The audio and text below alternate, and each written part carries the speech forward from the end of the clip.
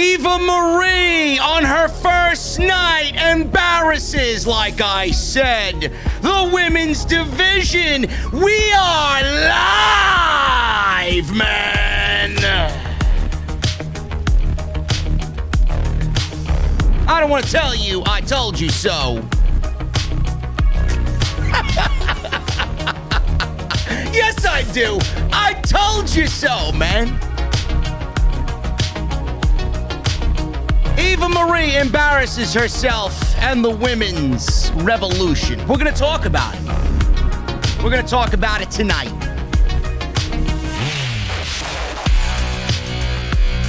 I don't even know what else happened on this show. I don't know why I should talk about anything because everything on this show was absolutely unimportant.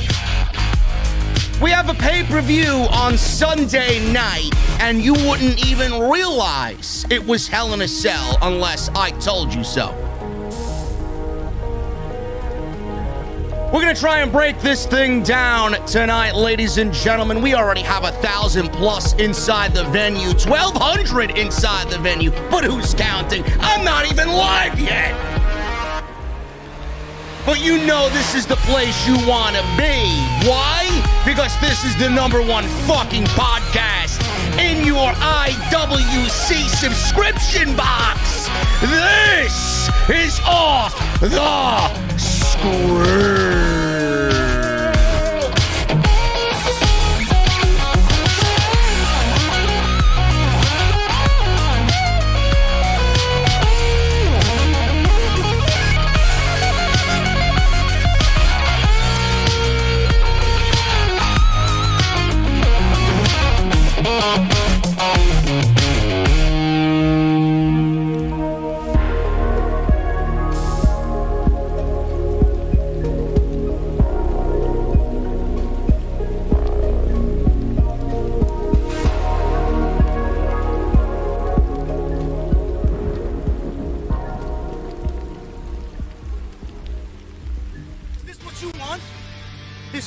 Foliage? Is this what you want, Mr. Dips?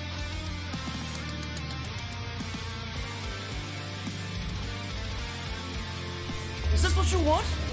Me standing in front of EC3 buying designer coats? Is this what you want?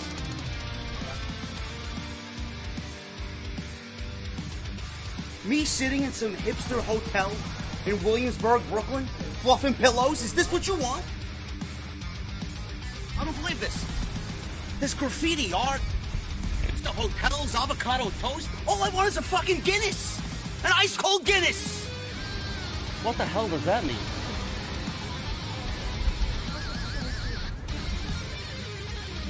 Oh, this is what you wanted.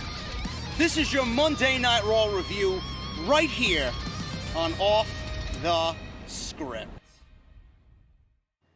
What is going on, guys? Thank you so very much for joining me tonight on Off the Script. This is your Monday Night Raw post show for June 14th, 2021. I am your host, JD from New York. Welcome to the OTS venue. We had a line out the door hours before I let any of you in to hear what I have to say about Eva Marie. We're going to talk about that tonight, man. We're going to talk about how Eva Marie embarrassed the women's revolution on night one, and she didn't even lift a finger. The only finger she lifted was in the tanning booth to get that nice bronze tan that she showcased tonight on the show. That was pretty much it. She debuted Piper Niven as her new muscle, her new bodyguard, her new inspiration, her new protege on Monday Night Raw. They botched that, which I'm not surprised by. I'm not surprised by that at all. But we're going to talk about it and how embarrassing it really was. Clearly, you got all the shills out, you got all the elitists, you got all the people that can't take the right opinion. There is such a thing, folks, as a right and a wrong opinion. Most of the time, my opinion's right. Most of the time, your opinion is shit. So I got to set you guys right. So make sure you got your iPads, your notepads, your pencils, pens, your fucking crayons, whatever you guys like to color with, because you got the mentality of a fucking 4-year-old. We're going to break this thing down, and we're going to talk about why everything sucks on Monday Night Raw. That's what we usually do here. Alexa Bliss. First of all, there was a lot of women's wrestling on tonight's show, which I did not appreciate, because women's wrestling on Monday night is god-awful. I don't know who made that decision, but we got Nia Jax, we got Alexa Bliss, we got everybody but Mandy Rose and Dana Brooke. I'm sorry, catering, and Mandy Rose on tonight's show. I don't know who made that executive decision, but a little bit less. You ain't lighting the world on fire with your women's division on Monday night, so much so that you bless us with 4 matches. Alexa Bliss retires Lily for the time being. I want to see how long that stays a thing. She's going away because fans are coming back. Oh, really? Really? Who was the one that vehemently said, I dare you to do this in front of live audiences in a couple of weeks? With Lily and the fire and all this other shit that you're doing. Magic. This hocus pocus nonsense. And now they want to retire Lily because Lily was doing bad things. She's got to be punished. Oh, really? Yeah, do Lily in front of a live audience, man. Like I said last week, they will eat you alive. That live audience. And so much so, the WWE ticket sales are absolutely atrocious for their Raw and SmackDown shows. I guess, let me get this straight, folks. The ticket sales are doing poorly. So why exactly is that? Are they too expensive? Probably. But I am not afraid to spend good money on something that's actually good. So if I stand corrected, let me get this straight. The WWE ticket sales are doing poorly. AEW is beating them in most major markets. But what does that mean? It means the ratings must really do matter. Because if people were enjoying and watching what they were watching at home on Raw and SmackDown, then they would be a little bit more willing to spend that hard-earned cash to go see this shit live. But they're not doing that because the shows suck. It's not rocket science, folks. Alexa Bliss hypnotized. So more magic, but no fire. She hypnotized Reginald tonight. I wish now that Reginald is seeing very clearly and that he's of a right mind. And he will once realize when he is awakened that he's on Monday Night Raw and his career is pretty much over and done with. Maybe hypnotizing Reginald is a good thing. It would get him away from Nia Jax. Rhea Ripley and Asuka, a rematch. Jaxson, Ryker, and Elias, a rematch that nobody wanted. And get this, they did the same match with the same ending as last week. Bobby Lashley gets pinned as the WWE Champion right before his match inside Hell in a Cell with Drew McIntyre. Once again, the only good thing on this show was RK Bro. That's Matt Riddle and Randy Orton and The New Day, which was a fantastic tag team match. When WWE wants to do tag team wrestling, they know how to do tag team wrestling. It's just that they don't give a shit about tag team wrestling because take a look at both divisions on Monday and Friday night. Atrocious. So we're going to go over everything on tonight's show. Thank you guys for being inside the venue. Thank you to all that have already super chatted. You guys are absolutely incredible. And make sure you guys hit that thumbs up right now. I want you guys to step on the thumbs up button like Shayna Baszler stepped on Lily's face. We're looking for 1,000 likes on tonight's live stream. It helps me out. It helps you out. It helps the stream and the video out when it publishes to YouTube. So make sure you guys go and do that for me. I would really, really appreciate it. Follow me on social media. Thank you to all that tweeted with me live tonight at JDfromNY206. That's Twitter and Instagram. Hit that subscribe button down below. Turn on the bell for all notifications. If you guys missed the content that I uploaded in the last couple of days, there was a lot of content, man. We got AEW and SmackDown Super Show right here on Off the Script. That was uploaded on Saturday. We got Off the Script, episode 380, uploaded on Sunday. We are live tonight, obviously. We were live last night for NXT TakeOver in your house. Make sure you guys go and check that out. Decent show, but very underwhelming. And I uploaded an extra today because Samoa Joe is back in WWE, confirmed by Mike Johnson of PW Insider. We all are assuming he will take over GM responsibilities from William Regal after Regal walked out of the Capitol Wrestling Center after NXT TakeOver last night. But he will be back. We are all assuming it will be on Tuesday. So look forward to that. I talk about why I think it's a bad decision to bring him back in a GM role, why I think it was a bad decision, rumored he'd be going to NXT, possibly to wrestle Karrion Kross. But I do go about it in a very level-headed way. Make sure you guys go and check that extra out. It is live on the channel right now. Guys, tonight's a special night. I want to shout out my boys, my great new sponsor, Homage. Homage.com. That's HOMAGE.com. If you guys are looking for retro t-shirts, if you guys are looking for vintage t-shirts, and I mean retro and vintage t-shirts that have absolutely incredible quality, make sure you guys go hit them up, man. If you guys use code SCRIPT at checkout, you can save 20% off on every single purchase. What I've done, being that we sponsored with them, I want you guys to understand this. Everybody that super chatted, it took me quite a long time because I took everybody from the previous week, last week. I took everybody that super chatted and I put you in a randomizer. So everybody that super chatted is in a randomizer. And right now, I'm going to pick one lucky winner. And then I'm going to take that winner. I'm going to go email Homage and I'm going to tell them, listen, so-and-so won my big randomizer live drawing on Off the Script for the Monday Night Raw post show, and you guys are going to win a very special vintage retro HBK Shawn Michaels Heartbreak Kid wrestling t-shirt, man. I love it. So we're going to do that right now before we even get into the review. So everybody that super chatted, you have an opportunity to win it. All I have to do is hit a button. All I have to do is hit a button and hit randomize, which I did, and we got a winner. And we got a winner. King Mo. King Mo, if you are watching the live stream right now, all you need to do is email me, JDfromNY206 at yahoo.com. Send me your mailing information, your name, your full name, and mailing address. I'll send that off to Homage. You just won yourself an HBK Retro Vintage t-shirt from Homage. Congratulations to King Mo right here on Off the Script.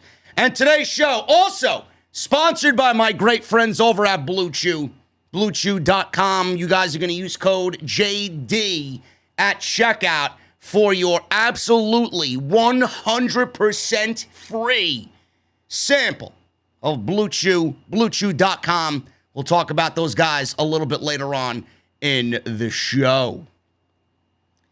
Monday Night Raw. Let's start at the top. They opened up with Alexa Bliss. So they really know how to start strong, huh? They really know how to start strong, man. So we see Alexa Bliss in the playground, and she's complaining about what Lily did to Shayna Baszler. And she says that she was taken aback by how far Lily took things. They showed highlights with dramatic music. She said that the Lily situation, she only wanted good intentions. Lily only had good intentions. Bliss only had good intentions. And they wanted to welcome Baszler to the playground. We've seen highlights of last week's ridiculous ending of Monday Night Raw. She said because they're going on the road soon, she now has to put Lily in a timeout. So WWE is taking all of the hate and all of the backlash that they got from this Lily ending last week, which was one of the worst endings I've ever seen personally on Monday Night Raw. WWE is taking this and admitting failure. What WWE did here tonight with Alexa Bliss saying that they're putting Lily in timeout is equivalent to WWE admitting failure. I just want you guys to be very aware of that situation. Lily meaning timeout is WWE admitting failure. She said that doesn't mean Baszler didn't get what she deserves. So Nia Jax shows up and told her to cut the shit out. She said Baszler would see her on Sunday at Hell in a Cell. So another match booked for this shit pay-per-view that nobody gives a shit about. So Bliss and Baszler have a match on Sunday night. She asked, "What happened to you? This is not the Alexa I know. We used to be friends. I know you, the real you. You need to stop interfering with my career and messing with my friends." So then all of a sudden we got eerie music in the background, and Alexa Bliss's demeanor went from happy-go-lucky to sinister and evil. And she says she doesn't appreciate Nia Jax's tone. I don't appreciate the shit booking on this show, but I mean, who's counting and who's complaining? Jax challenged her to a match tonight. Great. You start Monday Night Raw reliving last week's horrendous ending, and then you want to give us the first thing we see on tonight's show, a match signed between Bliss and Nia Jax. Oh my God. You really know how to make people feel great coming out of one of the worst Raw endings of all time, Bruce. You really do a number on people's fucking morale. I can't even imagine the roster. So Bliss looked sad. She began crying. She said she didn't mean to hurt anyone. She asked for forgiveness. She then broke into this evil laughter and said, "Just kidding. Ha ha ha. I accept." Awful. I don't really get why anybody would be interested in what's going on here. Lily being put in a timeout is WWE looking and scouring the internet to see everybody who shit on that ending last week and said, maybe it wasn't as good as we originally thought. So they're conceding and they're admitting failure. That's all that was. That's all I got out of that segment. They know better not to put this shit in front of fans because they will get booed out of the building if they do this Alexa Bliss shit with fire and magic and Lily the doll in front of live human beings. Doing it in front of virtual geeks on the screens is one thing, but doing it in front of actual adults that sit there and pay hard-earned money to sit there and watch this shit is a completely different story. So we go from Alexa Bliss accepting a Nia Jax match to Nikki Cross. I don't get who booked the flow of this show, but I'm not amused. I was not amused already 10 minutes into Monday Night Raw. Smith said Cross had 3 big upsets in 3 weeks. What exactly did she win, Mr. Jimmy Smith? I'm still trying to figure this out. She won a Beat the Clock challenge against Rhea Ripley. She won the Beat the Clock challenge against Charlotte Flair. In both situations, she beat both Rhea and Charlotte because Rhea and Charlotte were blithering idiots. They did not pay attention to the 2 minutes that were staring them down on the big Titantron. Charlotte Flair didn't even acknowledge anything. Rhea Ripley didn't acknowledge anything.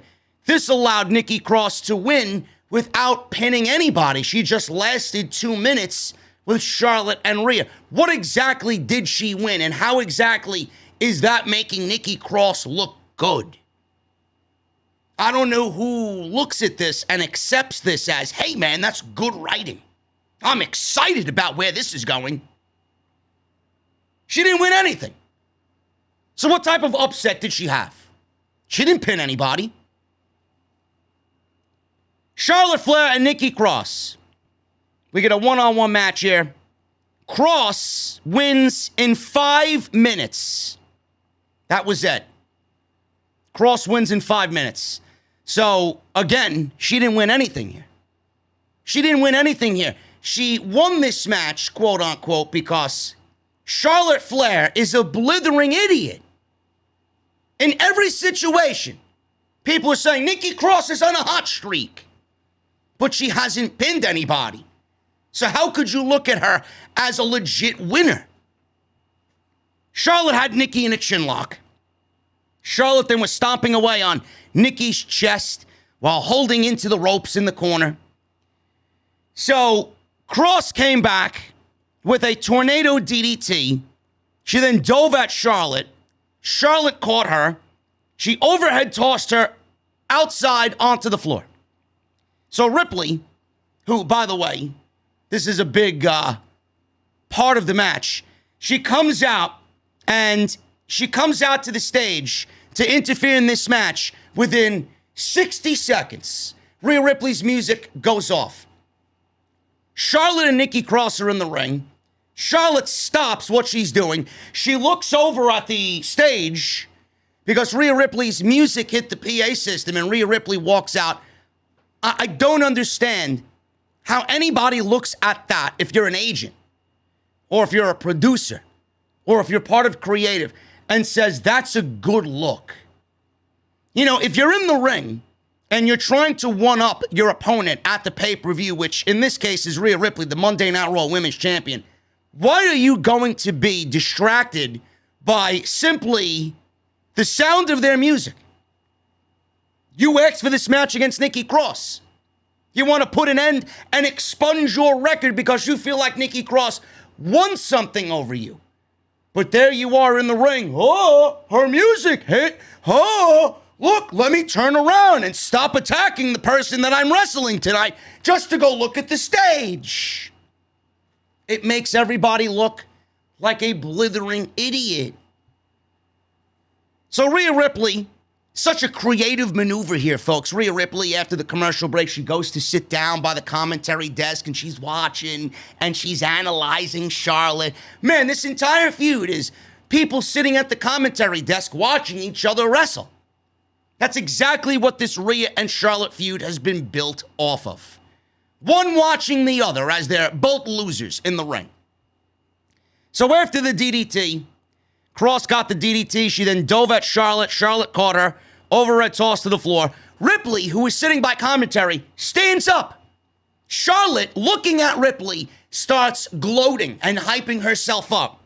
Cross re-entered the ring. Charlotte, because she was distracted by Rhea Ripley on the outside, who didn't do anything but sit there, gets herself counted out. She's not listening to the referee count. 9, 10, and before you know it, she gets counted out. Nikki Cross looks like a dummy. That doesn't make her look smart. That doesn't make her look like a winner. And Charlotte, she looks like the biggest idiot on the entire women's roster because she's distracted by the mere presence of somebody sitting out there. That's not really the actions of somebody that people say is the greatest of all time. In fact, that may be the dumbest of all time. She can't grasp, get in the ring, beat Nikki, worry about Rhea later. What is Rhea doing on the outside that you need to pay attention to? Everybody that has been embroiled in this shit looks like a complete fool. How anybody is interested in this shit, I don't know. You're either a complete 100% brain-dead casual, or you are thinking if you shill them enough, you'll get some royalties and maybe get invited to a show or 3. There's no way anybody could really sit down and embrace this and say, this is good writing. This is good television.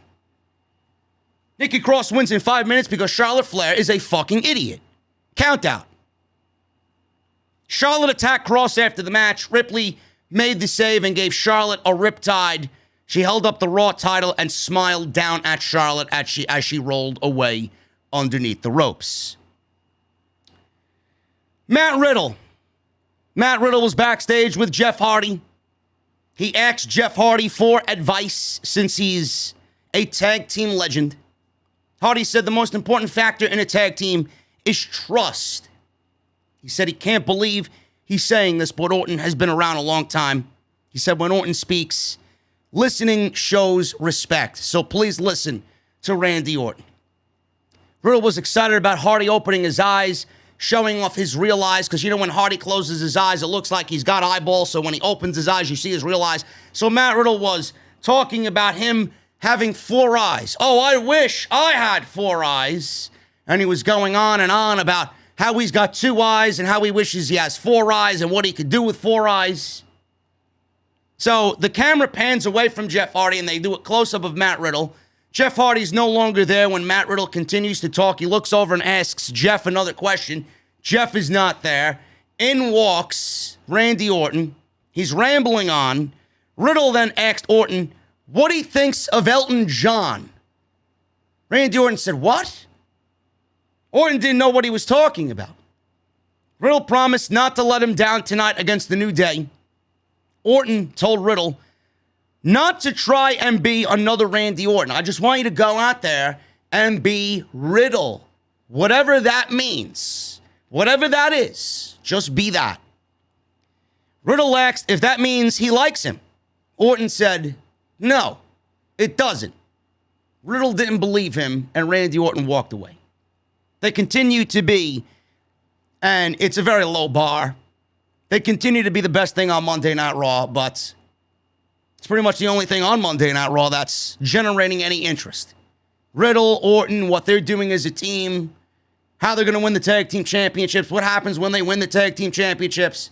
You know what's coming, man. We're going to get a Orton versus Riddle storyline. And if WWE is smart, they build these two guys up as tag team champions and give them a decent run and take this into next year and do a WrestleMania match between Riddle and Randy Orton at WrestleMania, where the big blow-off happens and Matt Riddle gets his big win over Randy Orton at WrestleMania. That's what I would do. But WWE doesn't have the patience for long-term storytelling and long-term booking. But here I am giving them a WrestleMania match that could really captivate a lot of people watching this show if they play their cards right. But before that, you got to build a division around them if you're going to make them tag team champions and give them some solid competition. That's step one.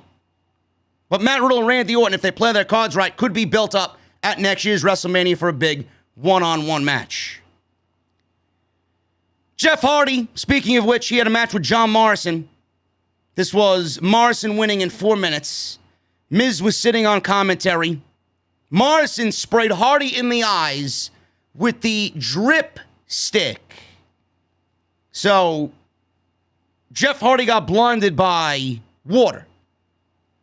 I don't think they really explain what the contents are in the drip stick. One can only wonder, but I'm assuming it's nothing but misty water.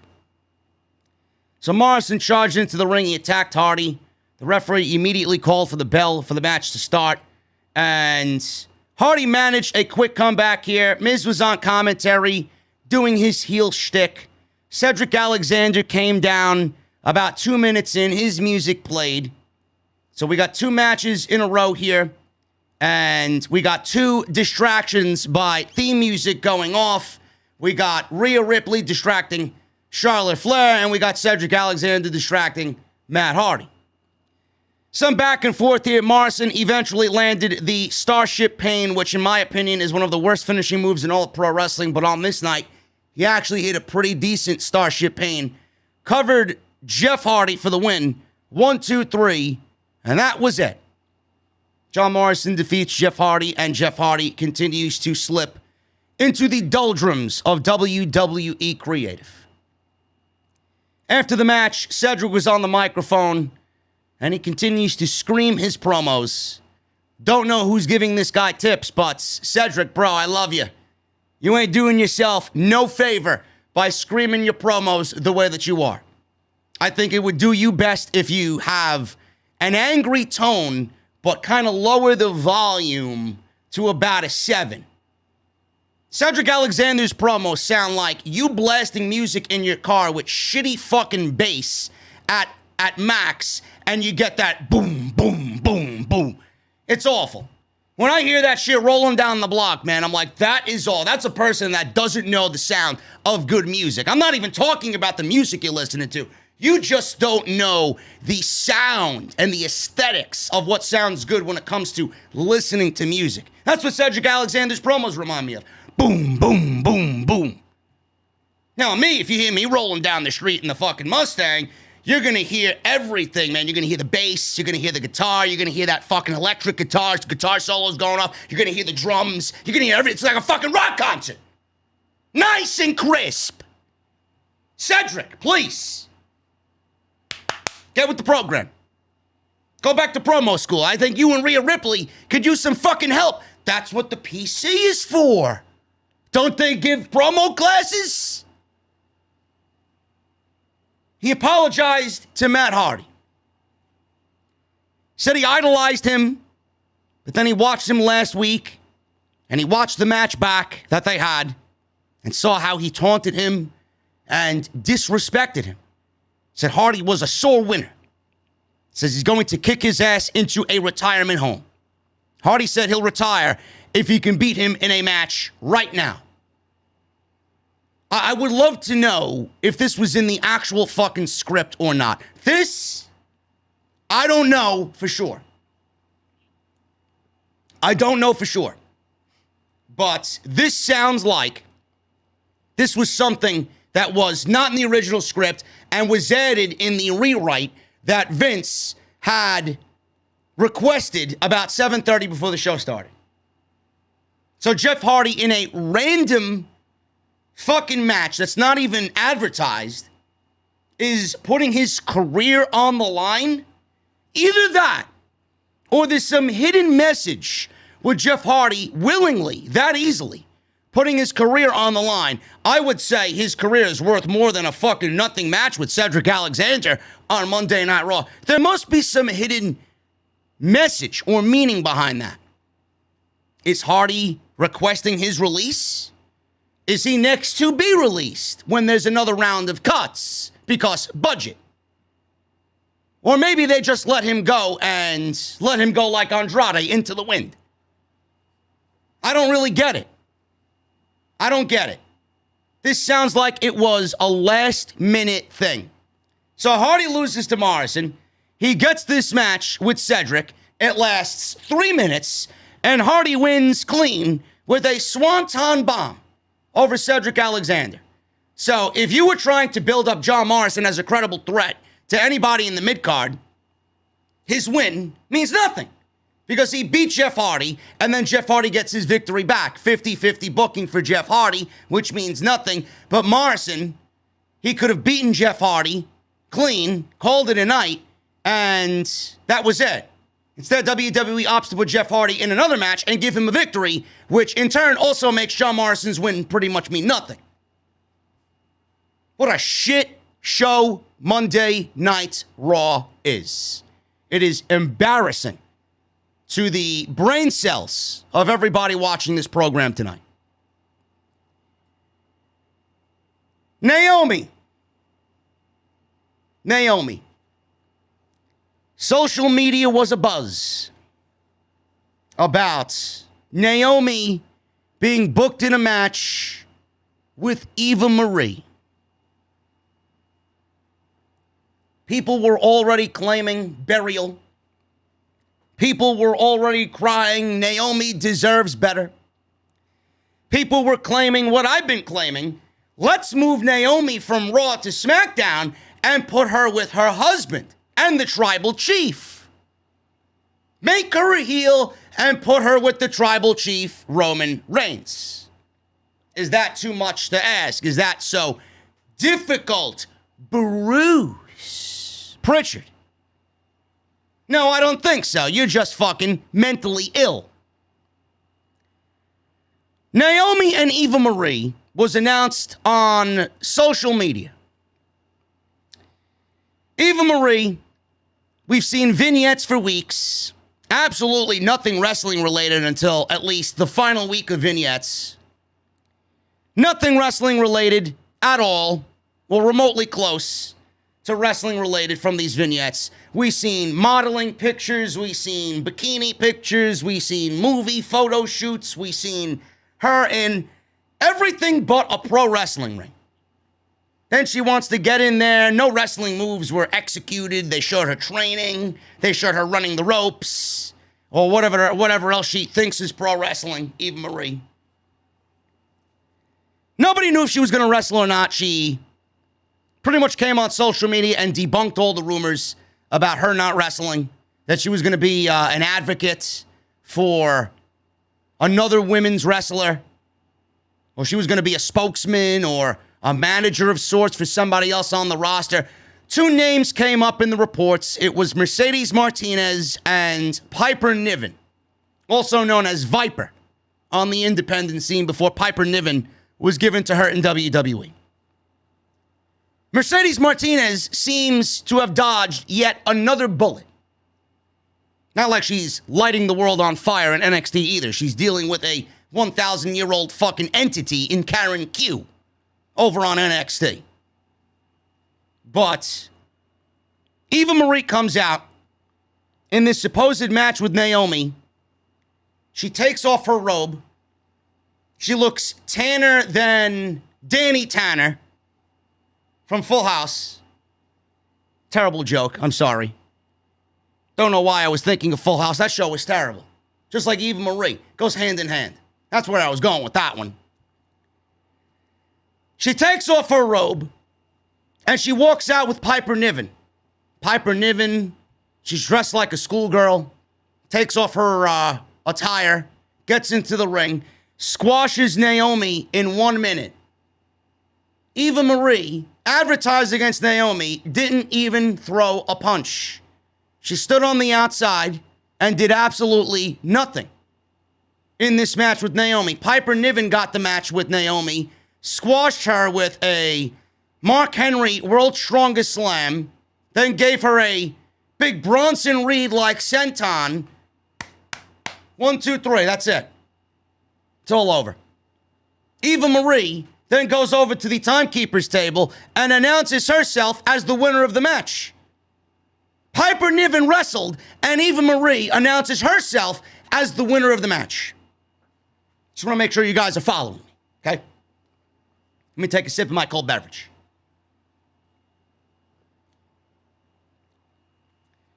First of all, let's start with Piper Niven. Piper Niven already buried on the main roster. What a terrible, terrible, terrible, terrible debut. First of all, I mentioned this in the weeks leading up to this momentous occasion tonight. Piper Niven is a part of NXT UK. I'm not getting WWE main roster vibes from Piper Niven at all. If WWE legitimately brought her to the main roster full-time, she is done already. She doesn't have the look they're looking for, and they paired her with the most vile and hated woman in the women's division. I don't see how that's going to work in her favor. Eva Marie is hated for all the wrong reasons. Fans don't like her. She's not a professional wrestler. Piper Niven was in NXT UK. I don't watch NXT UK because it's just too much wrestling for me to consume and digest. But what I think is the right way to go about things, like Toni Storm and like Rhea Ripley, Piper Niven should have went from NXT UK to NXT local here in the United States. And then when she grasps that and she wins some big matches and does all she needs to do and gets familiar with the U.S. audience and the U.S. audience gets familiar with her, then you bring her to the main roster. So these people in WWE, their bright idea was to take this poor girl and put her on Monday Night Raw with Eva Marie and bury her fucking career in one shot. And the best part about it is the commentary team is, who's that? What's her name? As if all the other brands on WWE don't matter. What's her fucking name? I think everybody watching this fucking show could tell you her goddamn name. What's her name? Who is she? So you had this woman debut, wrestle a former women's champion, beat a former women's champion, and then you can't even have the fucking decency You can't even creatively book her debut correctly to a point to give her a fucking identity on her first night? What did I tell you? Word for word, what did I tell you?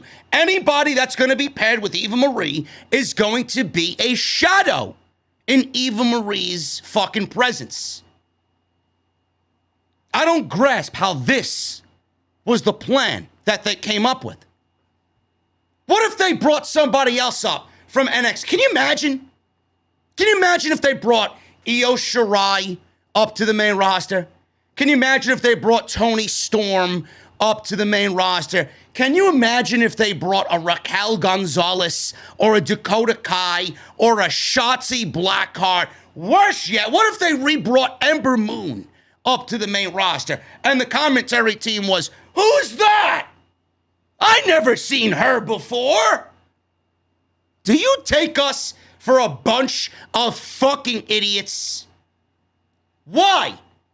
Why is there such a disconnect between the main roster and NXT? You got no problem shilling what's happening on NXT tomorrow because you need them viewers, you need them ratings, but it fucking falls short for you to give me the names of everybody coming up from NXT or coming over from NXT UK.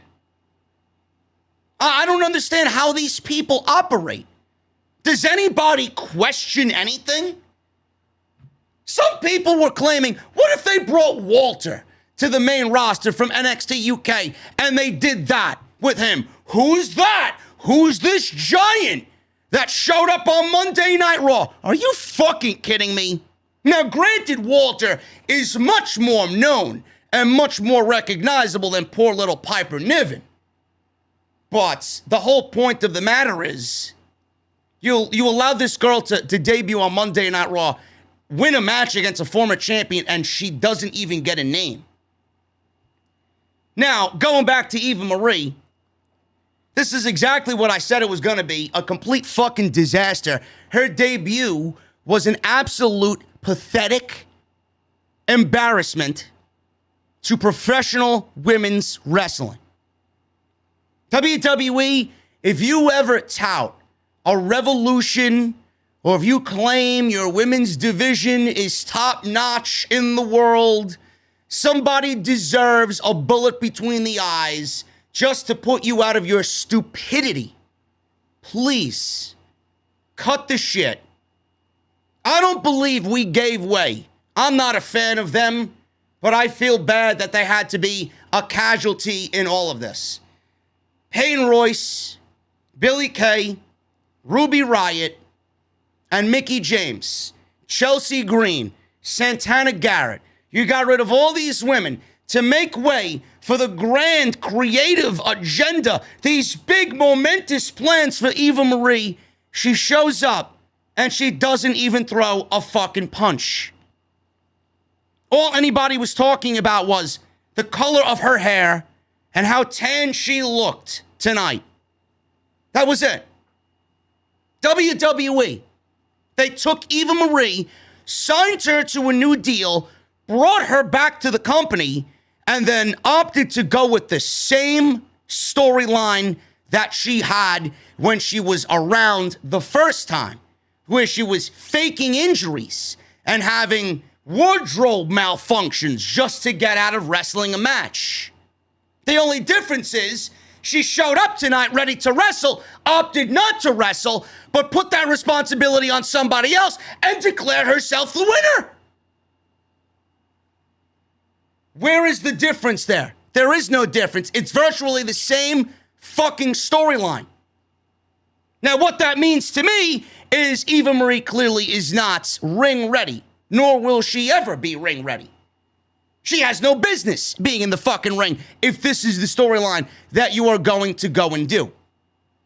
With everything that Sasha Banks, Bayley, Becky, I'm even going to include Charlotte, even though she's a fucking android, Asuka, all these women. You want to hype a women's revolution up. You want to hype that you got the best women's roster in North America, in the world, that exists in WWE. Yet this is what you do.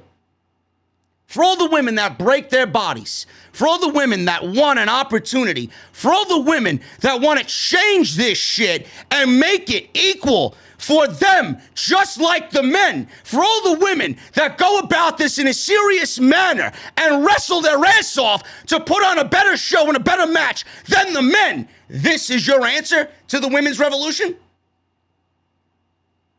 Sasha Banks, every single time she has a fucking match, she's right there in Queens, 15 minutes away, training with the Amazing Red, doing reps with students that don't have 15 minutes of experience in this fucking industry, telling them what to do, the ins and outs of this business, guiding them. Red, guiding Sasha on what to do, giving her new tips. That woman carries around a fucking notebook of everything that she's been through since the first day that she started. Meanwhile, you think it's best if you throw Eva Marie out there, advertise her in a match, and then throw somebody else in there that everybody would rather see more than Eva Marie, have her win the match, and then declare Eva Marie the winner? And I'm gonna stop you dead in your tracks before you start telling me, JD, this is what a heel is supposed to do. Fuck that. Fuck it. That's not what a heel is supposed to do. If Eva Marie was such a good heel, she would use the heat that she already generated and use that. So what that tells me is that Eva Marie doesn't belong in the wrestling business because she can't transfer the heat from the fans onto her character in a genuine wrestling way. She just is going to avoid pro wrestling and generate even more heat, which is the wrong heat. And just allow everybody else to do her work because she can't cut it. Did I miss any points here? This is a fucking embarrassment to women's wrestling. Just like I told you 6 weeks ago. I told you all this was coming. And who was right again? You fucking eggs on social media. You fucking trolls on social media that want to have Jerichos and Sashas and fucking Dakota Kais as your avatar. Who was right? Not you. Oh, JD's complaining again. He's a basement-dwelling virgin. He's a ranting and raving fucking lunatic. Who was right? Who was right? I was. This is what you're doing with Eva Marie. What is going to happen when she is actually supposed to wrestle? That's what I want to know. Monday Night Raw's women's division is the absolute drizzling shits. It's the worst it's ever been since they retired the Divas title. With Johnny Laurinaitis, I can't even do the people power thing because my voice is fucking strained from this goddamn fucking show tonight. With Johnny Laurinaitis, people power. Back in charge, Eva Marie is only the tip of the iceberg, folks. It's only the tip of the iceberg. The Bellas are heavily rumored to be coming back. What are we going to do when the Bellas are now taking opportunities away from the Liv Morgans, and you're recalling the Ruby Riots and the Chelsea Greens and the Mickie James and the Iconics that were fired to lead WWE to giving the likes of the Bellas and Eva Marie bigger contracts because they're bigger names. You're going to bring the Bellas and Eva Marie back in a time where they are absolutely the epitome of everything reverse from the women's revolution. It's like you're going backwards. They represent everything that is opposite about women's wrestling in 2021. Yet everybody is embracing this shit. Oh, she's a beautiful woman. Oh, she's this. Oh, she's that. Eva Marie. She's hot. She's sexy. Yada, yada, yada, yada, yada, yada, yada, yada, blah, blah, blah. This is all people care about in 2021. As if Io Shirai and Toni Storm and Becky Lynch and Sasha Banks and Bayley and Asuka and Bianca Belair don't represent beauty. Who says you can be beautiful and be a fucking shit wrestler and get all the opportunities? Why can't you be beautiful and be a fantastic pro wrestler at the same time? And that's what gets you pushed. How much hope do you have for WWE to push Piper Niven? She already got a shitstorm of fucking idiots fucking raining down comments on her just based on her appearance tonight. You think WWE is going to take that sitting down? Of course not. They're going to look at this and say, hey, I think you got to go the way of Keith Lee. Get the fuck off TV, lose weight, or don't come back. They put her in a spotlight to be marginalized by the WWE idiots. She's not going anywhere. You look at Piper Niven and she represents everything that WWE is not pushing right now. They got Carmella on SmackDown bragging about her being the most beautiful woman in WWE. Then we got Eva Marie on Monday Night Raw that don't even want to fucking wrestle, that wants to come out and show you how pink her fucking hair is. That's pro wrestling? That's what you want out of your pro wrestling. When Sasha Banks comes back, she's going to get the feeling of, I don't believe I have to be back in this bullshit. She's been away for 2 months now.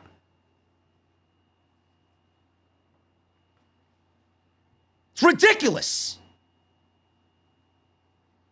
I know there's some WWE fucking geek watching me. Yeah, I know you're right, but I can't do nothing about it. What a joke. Everybody's like, what are you complaining for? Yada, yada, yada. What are you complaining for? You all fought for women's wrestling. Now you just want to roll over and fucking die and let Johnny Ace come in and ruin everything? You want to let Bruce, women's wrestling doesn't sell Pritchard, fucking ruin everything? Just look back at the previous weeks. We got 2-minute matches, beat the clock. That's what they think of women's wrestling, you fucking imbeciles. Gone are the days of Bayley and Sasha going 30 minutes. You got Shayna Baszler running around with a fucking doll. You got 2-minute matches. You got Eva Marie. You got Carmella claiming she's the most beautiful woman in WWE, taking precedent over what she actually can do in the ring. What a great women's division you got there, Bruce. What a great women's division you got there. Week after week after week after week. Seems like AEW's women's division is getting better than WWE's. I dare anybody to clip this shit, put it on social media, and refute anything that I said here. This is 100% irrefutable, factual information. I buried everybody that wants to say, JD, all he does is complain. JD is a sexist. JD is against women's wrestling. Go ahead. Clip it. You won't see one fucking clip of this video, of this post show on social media because every single body in this fucking community knows that what I said here is absolutely factual information. Buried. I buried fucking the entire community that thinks one way about me and they don't have a goddamn fucking clue. Eva Marie is a fucking embarrassment. Tonight's debut was a fucking pathetic fucking piece of shit. Get her off TV.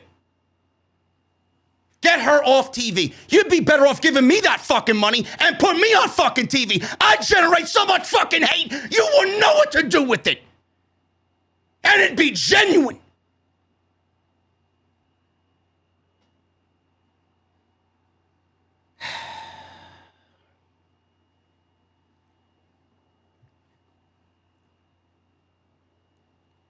Dana Brooke.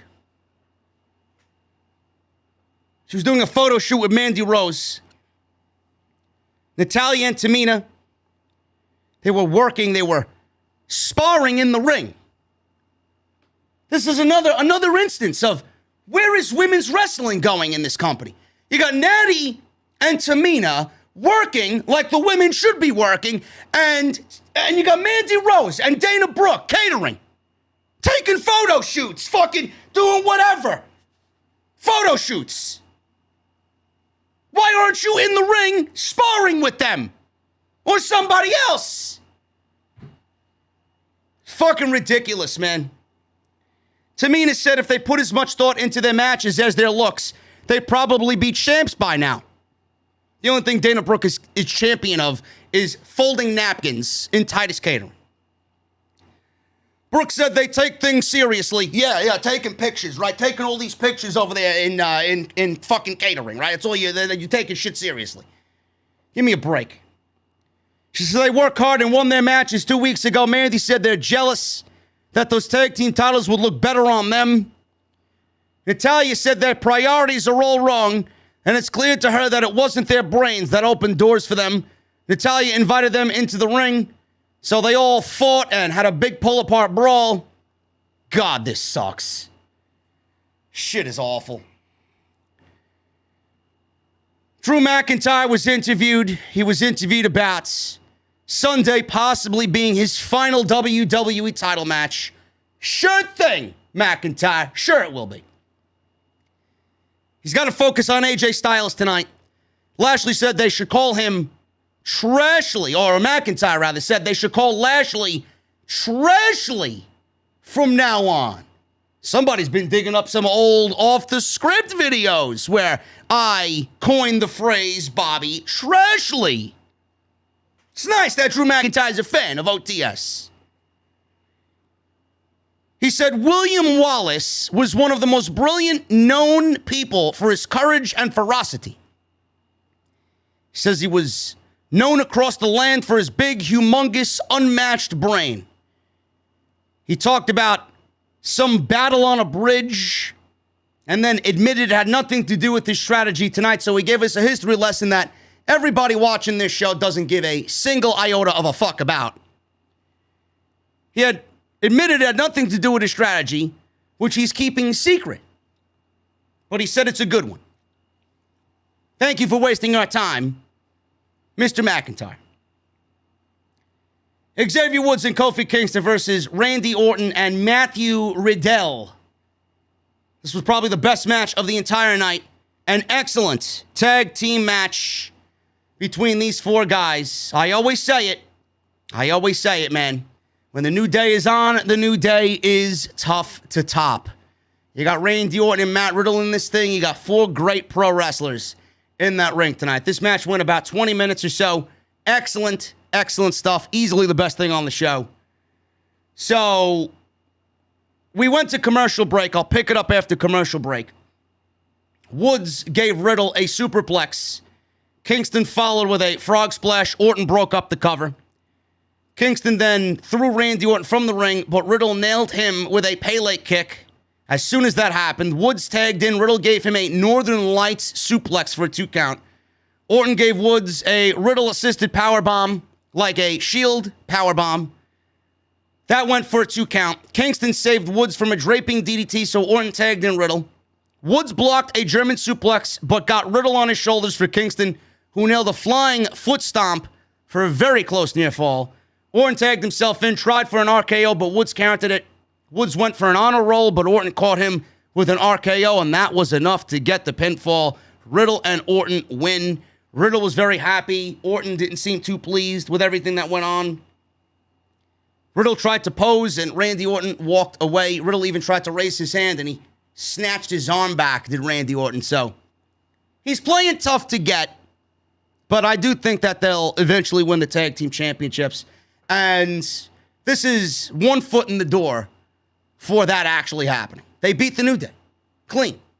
So they're going to win the tag team championships after the Viking Raiders get through losing to AJ Styles and Omos, which is nothing more than a throwaway match. Matt Riddle and Randy Orton are going to be the next in line. Now, whether that happens at Money in the Bank, whether that happens at SummerSlam, I don't know. But I could see it happening at Money in the Bank, continuing on to SummerSlam, and that be the end of it. Then we got the draft, and hopefully they do something creative with the tag team division, because right now it is virtually non-existent on Monday Night Raw. Virtually non-existent. I'm going to take a little sidebar here, guys. I have to ask you a question, because it's been bothering me for the last 3 weeks now. I have a genuine question to ask you. Where the fuck is Damian Priest? Where is he? Does anybody know where Damian Priest is? Why has he been off this show ever since he got done with Miz and Morrison? Why has he been off this show? Where is Damian Priest? Why is Damian Priest sitting around not on he spent more time at the Performance Center this week and the last couple weeks than he has on Monday Night Raw. Where is Damian Priest? I genuinely want to know. The man should be on TV. The man should be in contention at SummerSlam for the United States Championship. There is absolutely no reason why Damian Priest should be off of television. None.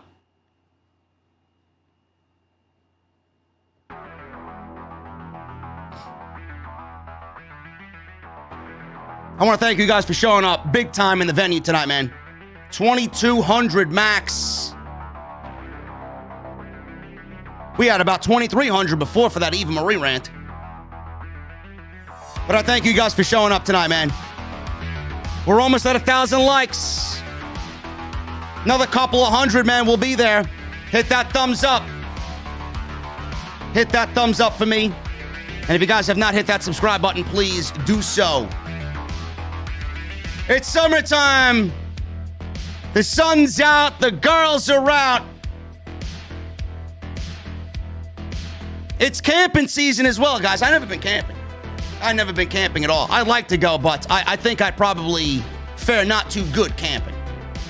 But it's camping season, and you know what that means, man. Let's talk about pitching some tents.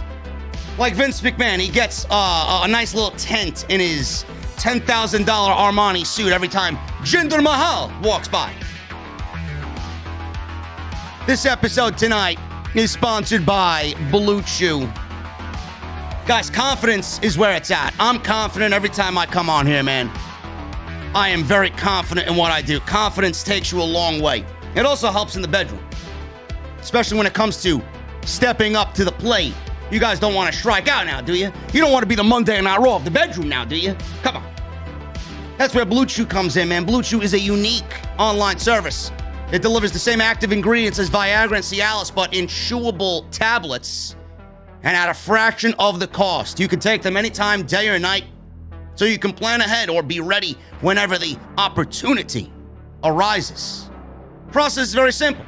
You go to BlueChew.com, sign up, and consult with one of their online medical providers. Once you get approved, you'll receive your prescription within days. And the best part, it's all done online. So no visits to the doctor's office, no awkward conversations, no waiting in line at the pharmacy. And the tablets are made in the USA. They're prepared and shipped direct to your door in a very discreet package. So what are you waiting for, guys?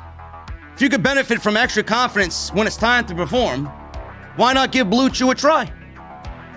I got a special deal for all of our listeners tonight, man. Blue Chew can be yours for free when you use our promo code JD at checkout. All you guys got to do is pay the $5 shipping and handling. That's BlueChew.com. Promo code JD to receive your first month for free on me.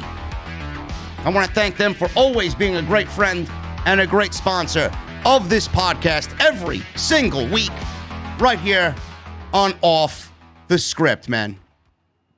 I appreciate those guys very much. Go and get your Blue Chew, man. Not everything in life is free, but Blue Chew is.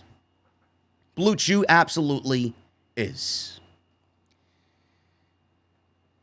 Sarah Schreiber interviewed Rhea Ripley backstage. She said Charlotte thinks she's better than her in every single way, but she's obviously someone that can't control herself when she's around.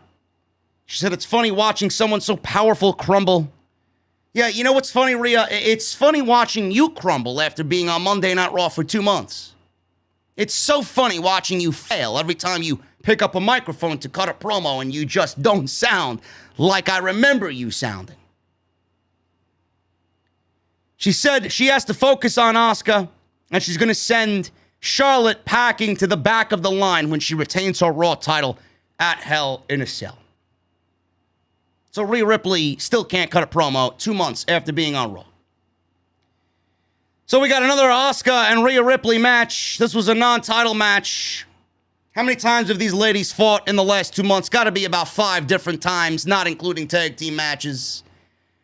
They wrestled back and forth. Ripley caught Asuka on the outside and dropped her onto the barricade face first. Asuka was in control after a small commercial break. Ripley fought her off for a little bit. Asuka went up top, hit a missile drop kick. Asuka followed with the knee strike and a clothesline for a near fall. Then she got a running hip attack and went for another near fall cover. Ripley came back with a nice-looking Northern Light suplex. Asuka hit a back fist, German sliding kick for 2. Asuka tried to roll up, but Ripley countered into a standing cloverleaf.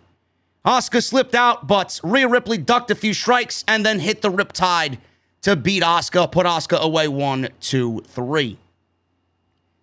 They did probably have their smoothest fight so far, but I don't care about Rhea. I don't care about Asuka. Put them together. I don't care about anything that these two women do, especially when they're in the ring together. Charlotte attacked Ripley after the match. She was wearing what looked to be a weird design. I think she took the computer chip idea and really went above and beyond to really look like maybe the inside of a modem or the inside of a fucking gaming rig PC. I don't know what she was wearing, but it looked absolutely fucking ridiculous. This attack prompted referees to come out. Officials ran out, restored order. Helms was out there. Noble. Pat Buck was out there. I don't know how Charlotte got a bloody nose in this pull-apart brawl. But WWE really zoomed in on Charlotte's bloody nose. They really sold it as intense, and oh my God, this is a blood feud between these two ladies. Meanwhile, all I saw was Charlotte trying desperately to recreate Becky Lynch and her bloody nose after Nia smashed her face in right before the Survivor Series, which left her out of a Ronda Rousey match at Survivor Series. So they zoomed in on Charlotte's bloody nose, and I'm thinking, this bitch wants her own bloody nose moment to sell this match that means absolutely nothing and has zero interest.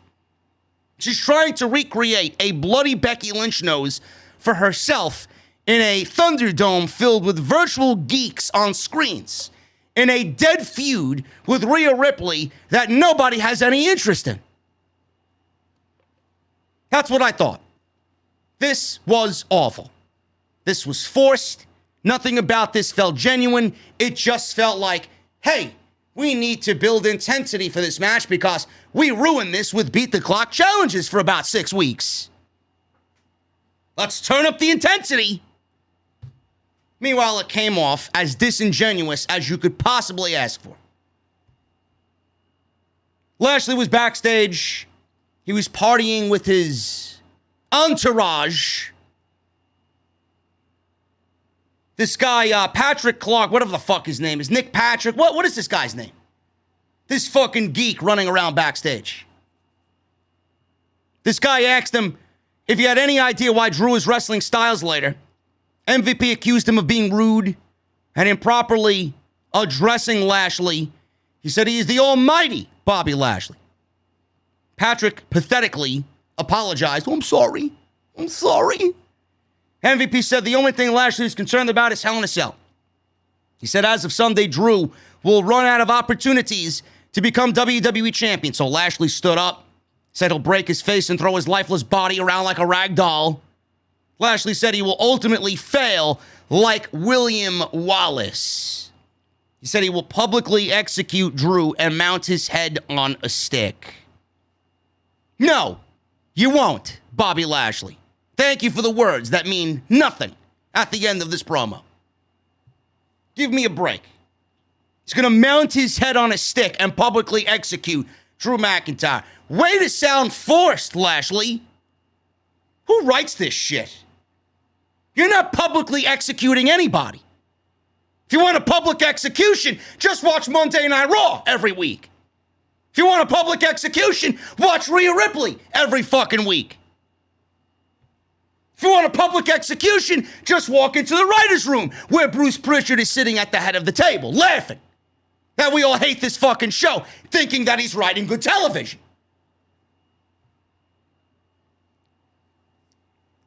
Nia Jax versus Alexa Bliss. You know, I love I love all the geeks online in the comment section, every video I post when I mention it. Oh, Alexa Bliss, who didn't steal the Fiend's gimmick. This is an endgame for Alexa Bliss. She's nothing like the Fiend. Really? She didn't take the Fiend's character. Meanwhile, I listen to Alexa Bliss come out every fucking week. I listen to the theme music that was playing tonight while she walked down the aisle. Sounds pretty damn familiar. Sounds exactly like Bray Wyatt's Funhouse music. But she didn't steal Bray Wyatt's gimmick. And she didn't steal the Fiend's character. Right? How stupid people are blows my mind. Oh, but she didn't steal the Fiend. She's got the same fucking theme music, but Bray Wyatt's been off television since WrestleMania. Please explain. Please explain. And if Bray Wyatt's set to come back to television and make Alexa Bliss normal again and release her from this fucking presence or this trance, do you really give a shit? She's running this gimmick into the fucking ground with this goddamn puppet, and then you want Bray Wyatt to come back and do what exactly? Release her from these demons to do what? Is Bray gonna have any success back on WWE television? Bray died after SummerSlam, where he debuted. It was all over after that. He went this way, never to see upward motion again. I believe his remains are still out in Saudi Arabia somewhere. Maybe we should call Bill and see if he's got those ashes from the Fiend. Yeah, yo, Goldberg, what happened? Listen, do you got those ashes from Bray Wyatt? I'm looking to put them on eBay. I think they'll go and sell to some fucking geek who loves Bray Wyatt. I'd love to rob these suckers of some extra money, man. I got some car payments to make on my Mustang. Bliss wins this match 5 minutes by a DQ. Where are they? Oh, that's not the crickets. Sorry, so where are the fucking crickets at, man? Where's my fire? Here they are. 5 minutes. 5 minutes. Bliss wins in 5 minutes. She hit a DDT on Jax, which looked fucking awful. Nia Jax fucking folded over as if you're folding dough, making a homemade pizza pie at home. Rolling the dough. I was expecting fucking Super Mario to come out of a fucking pipe. It's me, Mario! Where's the tomato sauce? And the mozzarella? There's not enough mozzarella on the pizza. Folded over like a fucking huge ball of dough, like you're making fucking pizza at home. So Bliss came back with his DDT. Bliss shot Reginald and took a landing off a twisted Bliss. Reginald threw Bliss off a Jack and caused the DQ.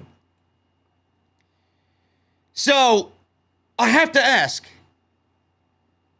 would it have been terrible for Nia Jax to actually lose this match? I mean, what is Nia Jax actually losing here if she loses to Alexa Bliss? What does she lose? Why does WWE protect Nia Jax at all costs? Why couldn't we get a clean finish to this match? Why did we need Reginald to get involved here? So Reginald gets involved. Bliss looked up at Reginald, and she looks at him. She stares at him. I think she raised her hand, and she hypnotized him. She hypnotized Reginald. She left the ring. She was holding up her hand like she was a member of the Dark Order. And Reginald was standing there like, oh. He was standing there, and it eerily reminded me of what I look like when I watch Monday Night Raw. I, and everybody in this venue tonight, is Reginald. We are all Reginald tonight. We were all hypnotized because this show fucking sucks. What a fucking stupid gimmick. Yet everybody wants Bray Wyatt to come back. How are you going to enjoy Bray Wyatt when Alexa Bliss is running this shit into the fucking grave? MVP walked up to Kofi Kingston. I don't know where they're going with this, but I have this weird suspicion that we're getting Bobby Lashley and Kofi Kingston after Drew McIntyre wins the WWE Championship. I don't know what it is, but I don't know. It sounds genuine enough for me to care. They're not forcing it. They sound real. I like Kofi's tone. I like MVP kind of egging him on. MVP walked up to Kingston and Woods. Kofi asked what he wants. MVP asked if he had a chance to think about what he said last week, and if it makes more sense after their loss to RK Bro. MVP told Kofi that Woods is holding him back. He told him he's wasting his career in tag teams with people who don't measure up. He said at least in a singles match, he has himself to blame. Yet tonight, he didn't even get pinned, yet he's still a loser. Xavier told MVP to hurry up because I have to put more water in your mother's dish. MVP, he didn't really acknowledge that comment, but Kofi asked MVP what his end game is. He said he'll never agree with what he said. He told him he's not hearing him. He says he's been successful because the bond he shares with his friends and his brothers changes all of that. And nothing MVP will ever change that at all. He told him to move on. MVP wished him luck in his match this Sunday at Hell in a Cell, and then he turns away to walk away, and then he looks back at Kofi. He says, oh, yeah, that's right. You don't have a match at Hell in a Cell on Sunday. I don't know where they're going with this, but I could see Lashley, maybe Lesnar getting involved here. I think this may be revolving around possibly Lashley and Lesnar in some way. I don't know. We'll see what happens. Jaxson, Ryker, and Elias. No need to go over it. Go back and watch last week's match. Literally the same thing. Don't know who the fuck is interested in a Jaxson Ryker push as a babyface, but I can't wait for this guy to come out and all you hear is this when WWE gets back to live fucking fans, because that's exactly what's going to happen. Quote me. Quote the Raven, nevermore. Ryker wins in 3 minutes via countout.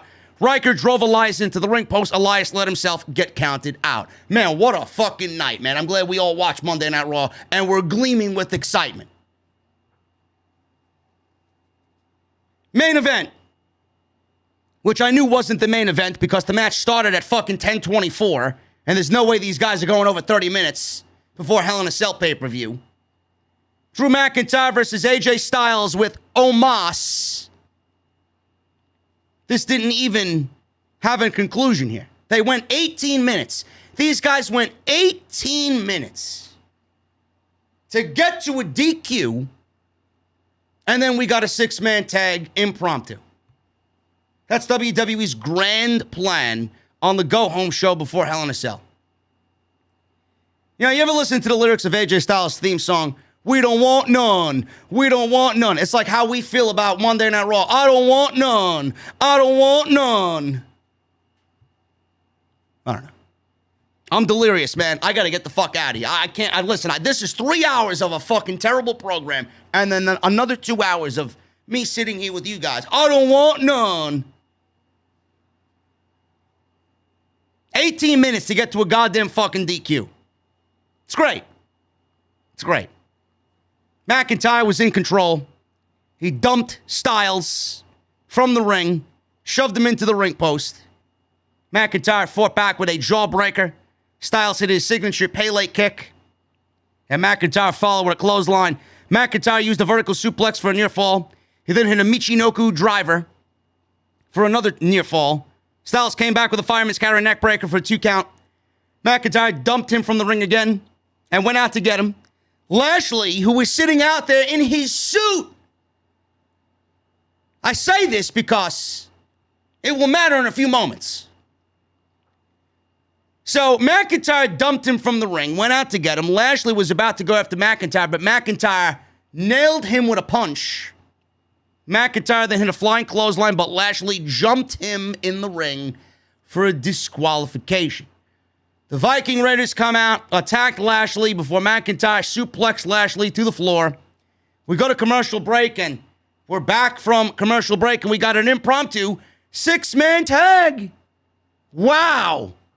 I'm glad I stayed awake for Monday Night Raw to see an impromptu 6-man tag. And the funny thing is, Corey Graves says on commentary that Bobby Lashley is not on the ring apron because he had to go to the back to go change into his ring gear. So this guy didn't know he was wrestling in this segment? That he had to go back and change into his fucking clothes and then come out fixing himself as he's walking to the ring? Nobody cued this guy in on him wrestling tonight. How ridiculous, how fucking ridiculous does that look? He's sitting out there in his suit. He doesn't know that he's fucking wrestling tonight. This was a waste of fucking time. A waste of time. This is WWE. Hey, we got these two matches. Let's fuse them together, and we got a main event, right? McIntyre and Styles. It ends with them. Doesn't matter what happened with the Viking Raiders or whoever else was in this. Who gives a fuck? Who gives a shit? McIntyre goes after Styles. Styles tags himself in. There was a nice little moment here with Omos and Drew McIntyre. Omos dwarfed McIntyre, grabbed him by the throat. McIntyre kicked Omos repeatedly in the leg, but Omos shoved him, and Styles tagged himself in. McIntyre gave Styles 3 straight overhead suplexes. Lashley distracted the referee as Omos yanked McIntyre down by the hair. Omos also tossed both Ivar and Eric over the barricade. Styles, he was crawling over for a tag. I don't know what happened here. Styles could have easily tagged in Omos, but he tags in Lashley instead of Omos, which caught Lashley off guard. Lashley turned around, ate a Claymore kick. McIntyre pins the WWE champion before the pay-per-view. 1, 2, 3. He yelled he can't wait. He can't wait for Sunday at Hell in a Cell and Bobby Lashley at the end of the show. The announcers tried to act like Styles tagged Lashley by mistake, but it looked like to me it was a deliberate tag. I don't know what happened there. It was very confusing, and that's the way Monday Night Raw went off the air. I don't want none of Monday Night Raw. This show is fucking abysmal in every possible way. Guys, I appreciate you greatly. We just hit 1,000 likes. You guys are awesome. I love every single fucking one of you, believe me. This is the #1 show for a reason, and I love what I do. You guys make this all that much more enjoyable after 3 hours of fucking torture that Monday Night Raw is. I love you guys very much, and we're going to read some super chats right now. King Mo, you better fucking email me, bro. Otherwise, I got a #2 waiting and a #3 waiting. You gotta email me immediately, because I gotta let these people at Homage know that King Mo is the winner of a vintage retro Shawn Michaels Heartbreak Kid t-shirt. Follow me on social media, guys, at JDfromNY206, Twitter and Instagram. Hit that subscribe button down below if you have not done so. I mean, I don't know why you don't. Were you not entertained this evening? Who's giving you this brand of entertainment in the community, man? Entertainment and truth at the same time. Nobody. Go watch your UK geeks over there, man. They ain't doing what I'm doing. Make sure you guys go check all the other content on the channel. We got Off the Script, episode 380 Sunday. We got Takeover Sunday night. We got an extra today with Samoa Joe as the main story. Back in WWE. They brought him back after letting him go. All that stuff. Go and check it out. It's on the homepage. And make sure you guys check out Blue Chew, man. BlueChew.com. Use code JD at checkout for your free sample.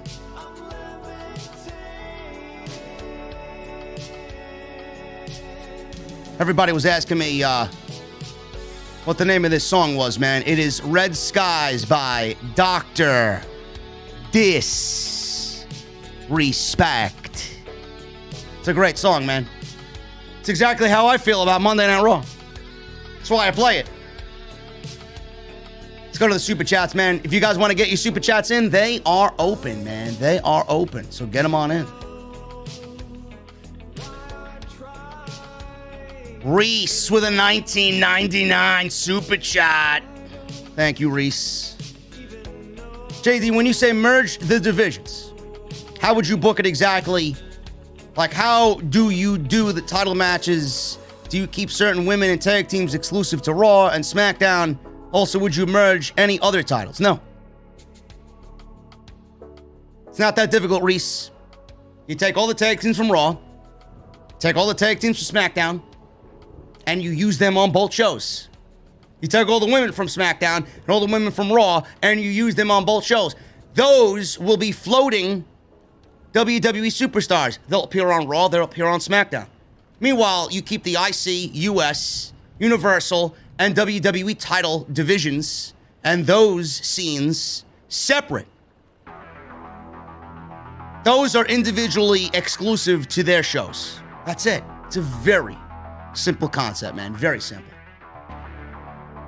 So instead of having one show with 3 teams, you would have Raw having all the tag teams to use, SmackDown with all the tag teams to use, and the same thing with Raw and SmackDown with the women's divisions.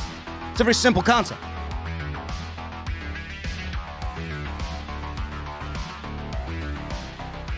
Michelle Moran with a $5 super chat. Yo, JD, good tag team match between New Day and RK Bro. Shame RK Bro will probably job next week to New Day. And how long before Piper Niven is buried for being fat? I think Piper Niven is quite enjoyable. If you go back and watch the Mae Young Classic in which Piper Niven wrestled, she was one of my MVPs in that Mae Young Classic, man. She was fantastic. She's a great pro wrestler, man. If people had a fucking brain, they would cut the shit out and let the woman wrestle. She is very good.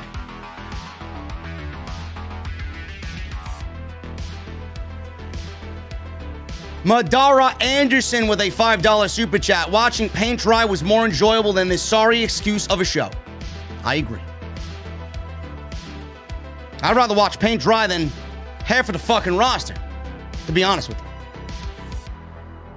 Reese with another $20 super chat. Reese is an MVP, man. He's got a $19.99, a $5 super chat, and a $20 super chat. MVP tonight is Reese. Mr. No Days Off. You know it, brother. Anthony with a $1.99 super chat. That's going right into the tip jar, bro. Remember to tip your bartenders. Don't be shy upon entering the venue. Speak up. They need to hear your drink order.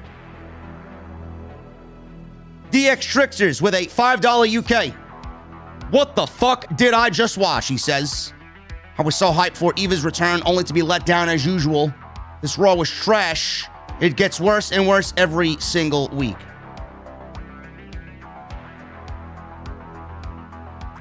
Victoria Floyd with a $2 super chat. Eva Marie is a waste of space. Let's keep Piper, though. Yes, I agree. Piper Niven is awesome. Chris Riggs with a $5 super chat. Can you unblock me on Twitter, you goon? I love you, man. Never said anything bad towards you. Love what you do.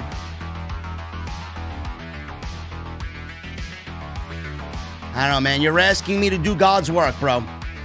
You're asking me to unblock you on Twitter. Meanwhile, I'm pretty sure if I blocked you on Twitter, there's a reason why I blocked you on Twitter, man. But I just unblocked you. I just unblocked you, bro. You're here inside the venue and you're donating super chats, man. Thank you for the $5, Chris. Behave. Jacob Donnelly with a $10 super chat. Eva Marie has go-away heat on night 1, and Piper Niven's main roster career is finished before it even starts. What a terrible division, and shame on WWE for making women's wrestling a joke. Jacob, I don't know what else I could tell you, man. You got to go back and rewatch that rant. Pretty sure that's going to go down in the annals of WWE off-the-script history. That rant. I'm not sure if it is up there with the Eva Marie sucks you-know-what rant back in the early days of OTS. But I would like to think I'm a little changed. I'm a little bit more matured from those old-school days, man. Thank you, Jacob. Love you, brother. Theo, $3.99. Rather watch Barney than this crap. Theo, it may actually be written by the same people that write Barney. Is Barney still around? That fucking purple dinosaur prick, man. Is he still around? Now we got Bubble Guppies and Baby Shark, right?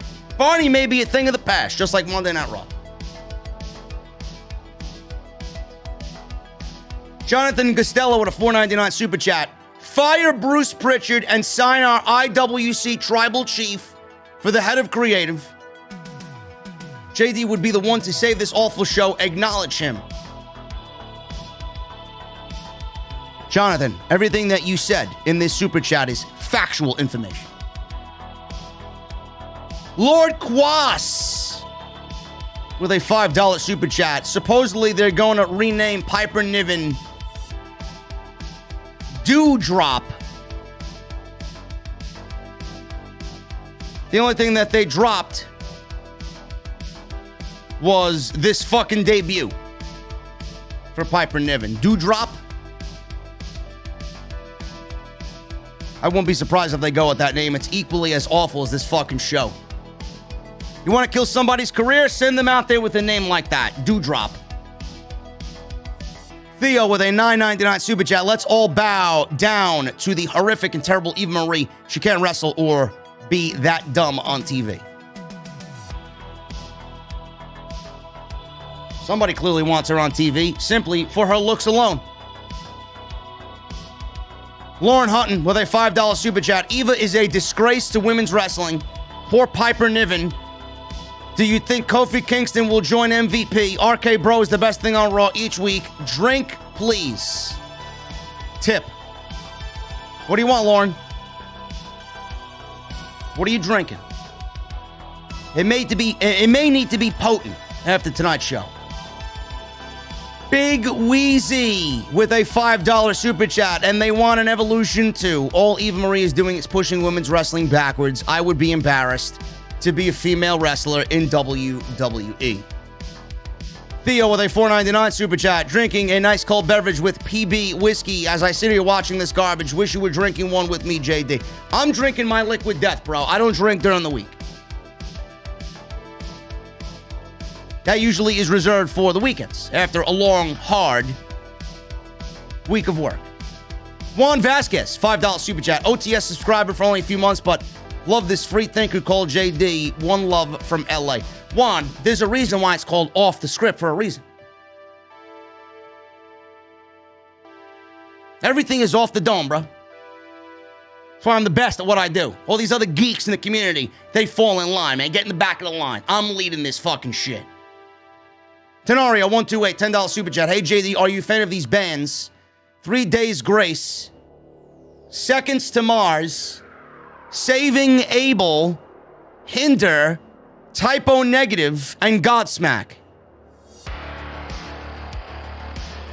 3 Days Grace. I need to say 3 Days Grace just to cleanse me from Monday Night Raw. No.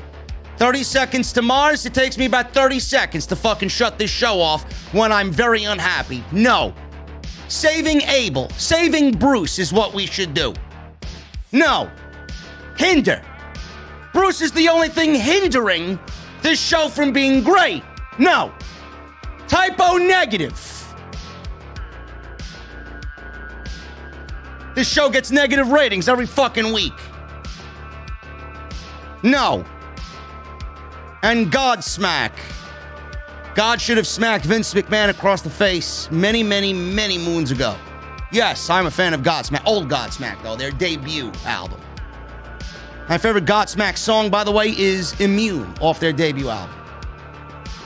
Lauren Hunt with a $5 super chat. The Raw match card looked decent on paper, but failed miserably on live TV except the tag team match Fire Bruce Pritchard, please. Lauren, the match card didn't even look good at all. It's the same fucking shit every week. Look at last week's match card. It's probably identical to this week in some way.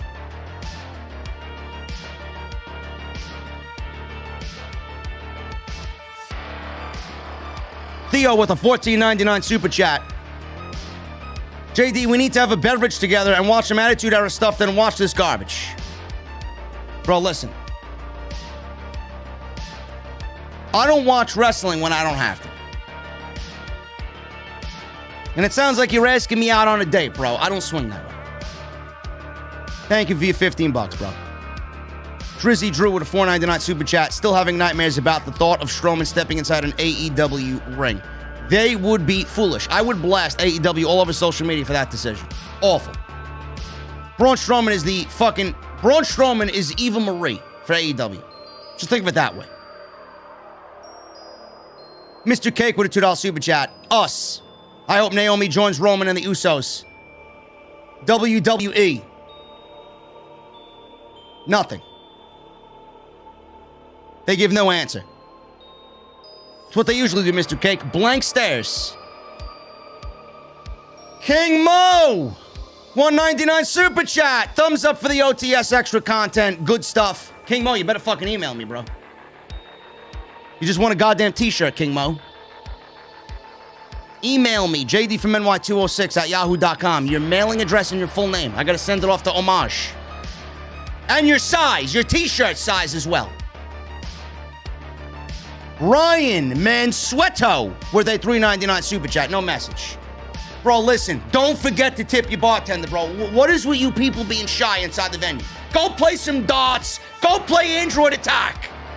In the corner, man. Remember to tip your bartender. They're working hard for you. Don't be shy. DX Tricksters with a $5 UK super chat. I wouldn't mind seeing RK Bro versus New Day for the tag team titles at SummerSlam. Their match on Raw was awesome. Orton brings the best out of Riddle.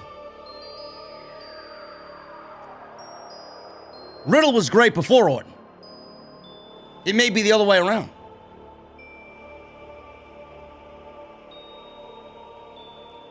Theo with more super chats, a $9.99 and a $4.99 super chat. JD, glad I listened to you on my way home.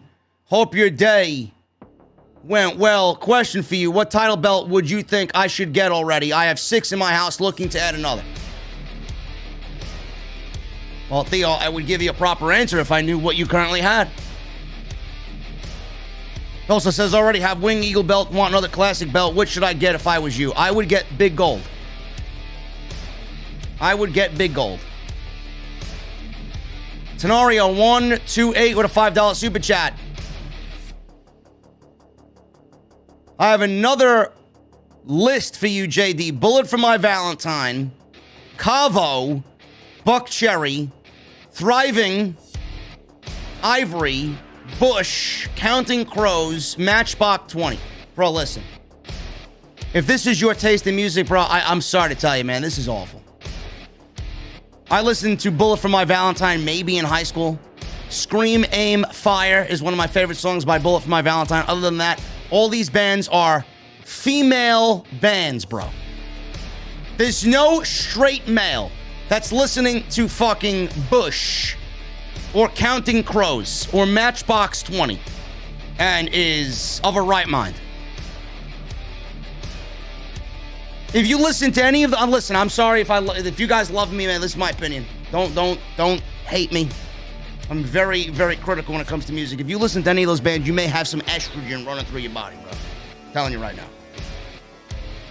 Awful. King Mo, $4.99 super chat. Thank you for the t-shirt. I appreciate it. I sent you an email. Alternate email. Love the channel and content. Thanks, sir. Thank you, King Mo. Enjoy that t-shirt, man. We'll get that sent out immediately. Jericho8131 with a $5 super chat. Sean Ross Sapp is reporting that WWE is considering changing Piper Niven's name to Dewdrop. I wish I could say I was kidding. No, I seen the tweet. He said they were thinking about going with it, and I told him, and I replied to his tweet, they probably will go with it because it sounds equally as awful as this debut. Juan Lopez with a $5 super chat. Imagine Cole saying, "Who is that?" And us saying, "It's Walter. He was on Raw back in 2019 wrestling Rollins. You idiot."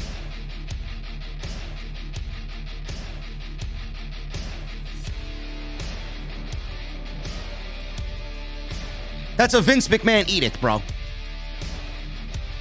That's a complete Vince McMahon edict. They don't want you knowing where they came from.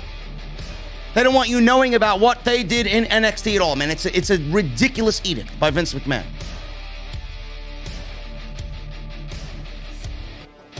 Rob Mash with a $5 super chat. Favorite Kevin Owens, heel or face? Heel.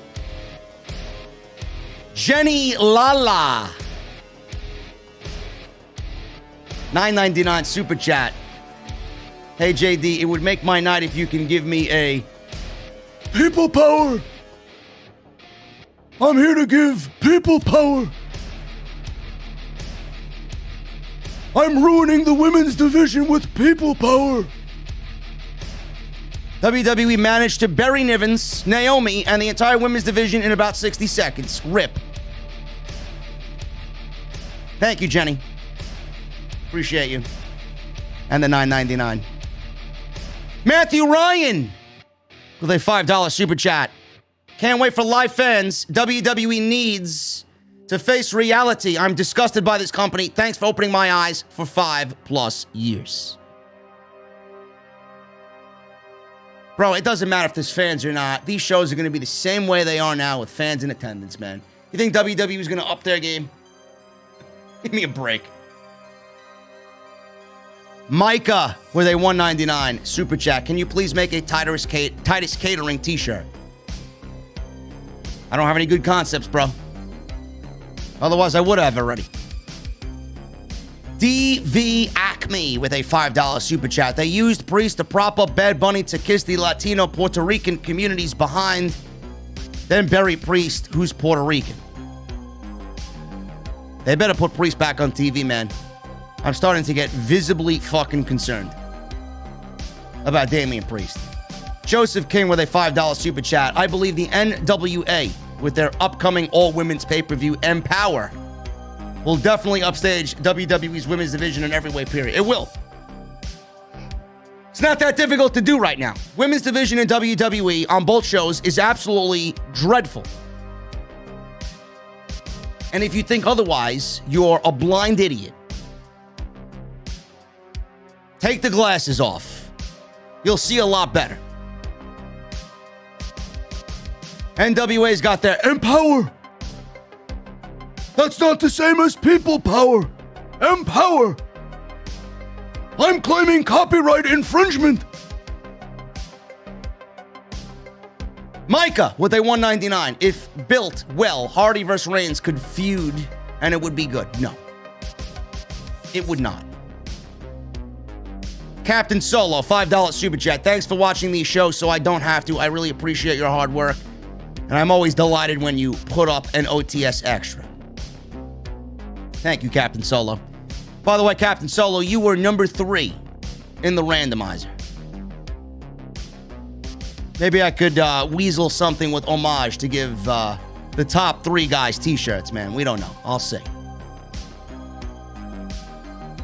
King Mo, though, is the winner. Thank you to King Mo with another $1.99 super chat. I appreciate the hard work you put in weekly. Thank you, King Mo. King Brian, we got the Battle of the Kings over here, man. You're like Shinsuke Nakamura and Baron Corbin on SmackDown, but this will probably be a lot more entertaining. King Brian with a $5 UK. I don't like all these fat jokes about Nia. Don't you think she has enough on her plate?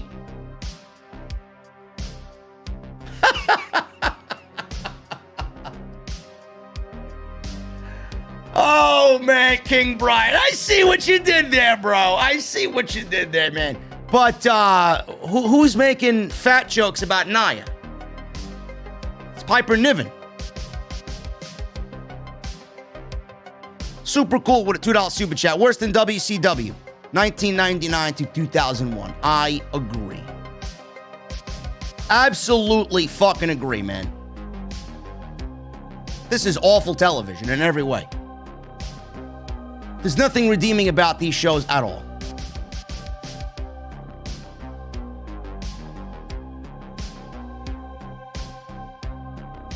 Juan. No, not Juan.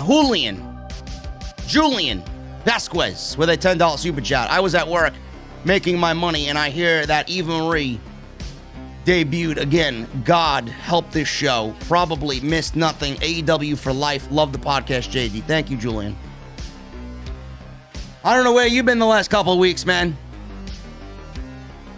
They mentioned it about 3 fucking times last week that she was debuting on tonight's show.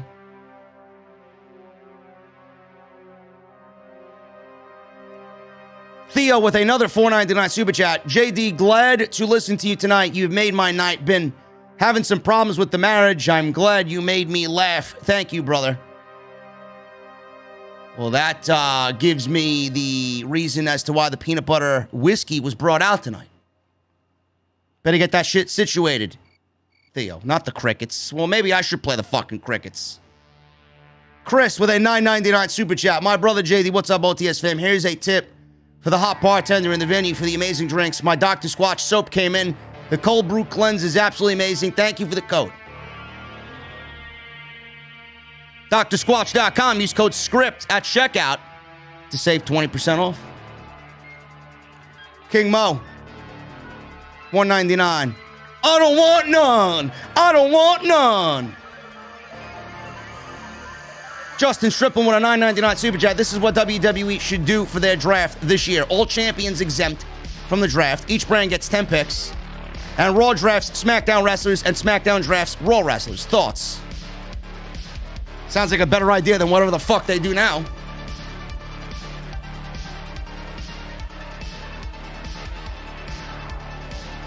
Caesar Enrique, $4.99 super chat. I was thinking on going to SummerSlam to the Tribal Chief, but if the rest of the show is trash, I'll probably pass. What do you think? Worth it? No. It's going to be like 1,000 degrees in Las Vegas. And I will not give WWE my money at this point. Thank you, Caesar. Furious Nation with a $5 super chat. What's up, JD? I feel bad for Piper Niven, man. From Triple H and HBK, I'm absolutely steaming. Triple H creates and Vince McMahon kills. Rafael DeLuna with a $2 super chat. Off-topic question. MJ or LeBron? Michael Jordan. Not even a debate. Justin Striplin with a $4.99 super chat.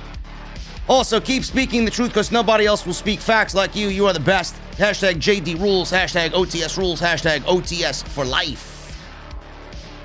Hooligrim with a $5 super chat. Piper Niven looks like a waterbed. Hashtag all pink everything makes me not need Blue Chew. Is this what you want? We don't want none. We don't want none. I don't want none. Hashtag OTS for life. Thank you, Hooligrim. Flamio with a $19.99 super chat. Been following you since 2016, JD. You are the only one I've always listened to. Why? Because you are one of the few that understands the art of pro wrestling. Cheers from Pittsburgh, bro. Go ahead. Go ahead. Thank you, Flamio. I appreciate you, bro. Anime is my life with a $10 super chat. Watching Barney Purple Dinosaur is more entertaining than Raw. I was writing as one of the people said what I was thinking. I guess they read my mind. The people that now are ex-Barney writers, they may be writing for Alexa Bliss and Lily the Doll. Matthew Ryan with a $5 super chat. When is the car stickers coming out? I want to drive around and show the world I'm a fan. Bro, I don't know, man. I would never put car stickers on my car, so why would I want to get car stickers so that you guys ruin your car with my car stickers? If I'm not going to use it, why would you guys want it? Theo with a $2.99 super chat. I say The Rock versus Roman Reigns, right for the group. Lauren Hunter with a $2 super chat. Did you hear WWE plans to turn Roman babyface again? How exactly are they going to turn Roman babyface when he's yet to feud with The Rock, when he's yet to feud with Big E? How are they going to turn him babyface? I don't get all this talk. You got John Cena, Big E, and The Rock all planned for Roman Reigns. How exactly is he going to turn babyface? Montreal Rather with a $2 super chat. Thanks for the review. Your opinion is God tier. I know. I know. It's amazing, Montreal. It's amazing, man, how correct you are. Brandon with a $4.99 super chat. Hey, JD, enjoy your channel with the draft coming up and Raw needing baby faces. Who would you send to help out the brand? I would say Kevin Owens. Brandon, there's no baby faces in the company worth shit right now. Doesn't matter who you put on Monday Night Raw, they will all feel worse because they've got drafted to Monday Night Raw. Lauren Hutton, $2 super chat. Do you prefer heels or faces? Heels. Mr. Cake, JD, thoughts on Nightwish, Avatar, Muse, Static X? I hate them all. Static X. I don't think I listened to a Static X album past their debut. King Mo, I'm trying to email you. You should have gotten it. I haven't checked my email yet, bro. I'll check my email after the stream is over. I'm sure I got it. Edgar Estrada. $20 super chat by Edgar. Here's your tip, cause of you, I don't watch none. I don't watch none of this. Happy birthday to Beast in the chat. JD, give him a wee! Have a great night, OTS fam. Each and every one of you are beasts. Spitting facts 100%. Love OTS. Thank you, Edgar. You're a fucking beast yourself, brother. Captain Solo with a $5 super chat. I think Vince threatened to cut Triple H out of his will, so now he's being rude to the fans. Hey, JD, what is your honest musical opinion of Nirvana? One of the worst bands of all time. And I mean that with every fiber of my soul. Gavin Deeth with a $5 Australian. For all the people saying it will improve with a live crowd, you need to just go through JD's back catalog for the past 5 years to know that is bullshit. You tell him, Gavin. Anime is my life with a $5 super chat. I wish the New Day would ditch the Power Rangers look. I love the Power Rangers look, man. I don't know if Mikaze has anything to do with that, but that shit's on point, bro. I love that shit. JJ Brack with a $4.99 super chat. Keep up the hard work, JD, the best wrestling podcast.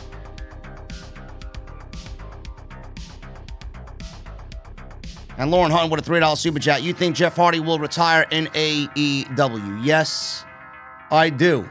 Jeff Hardy will retire with Matt, and the Hardy Boys will be back together. Because that's exactly what they need to do. They need to win those AEW Tag Team Championships because those are the only belts that they haven't won yet.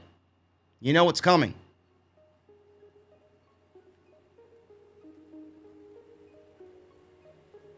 Lauren, you're asking for a Dream SummerSlam card. I urge you to go watch Off the Script from Sunday. It's in the video. Or just look at my Twitter from a couple of days ago. I posted it there too. Guys, what a fucking stream tonight, man. What a stream tonight. I love you guys very much. You guys killed it as well. On everything. Super chats. Filling the venue. 2,300 plus inside the venue tonight to listen to this Eva Marie fucking rant that tore everybody a new asshole. I'll be back tomorrow night, man. We're going to talk about this William Regal thing on NXT. Do we see Samoa Joe tomorrow night? We will see. We will find out. We'll find out next. We'll find out what's next for Karrion Kross and the NXT title. I'll be live streaming as well on my second channel. We're going to be playing some Ratchet and Clank tomorrow, man. So make sure you guys go and do that as well. Hit that thumbs up. Thank you for the 1,100 plus likes. If you guys have not hit that subscribe button down below, please hit that subscribe button. Turn on the bell for all notifications. Always be here when the venue opens. OTS is live every single show. Monday, Tuesday, Wednesday for Dynamite when they're on Wednesday, and Friday for SmackDown.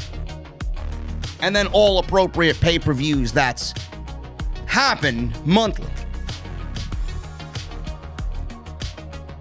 And make sure you guys go and check out my sponsor for today's show, man, BlueChew.com. BlueChew.com. You guys are going to use code JD at checkout for your free sample. And check out Homage. Homage.com. That's HOMAGE for your retro t-shirts.com.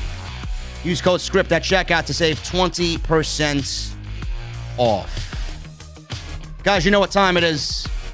I got my cold beverage. I know you guys got your cold beverage. Me, I'm getting the Mustang, but before I leave, I need two things from you guys. Number one, I need those guitar emojis in the chat right now. Number two, that music you're listening to right now, I need it on max. I'm getting out of here. I'm hitting the highway, cruising with the Mustang. I'll be back tomorrow night for NXT. I'll see you guys later.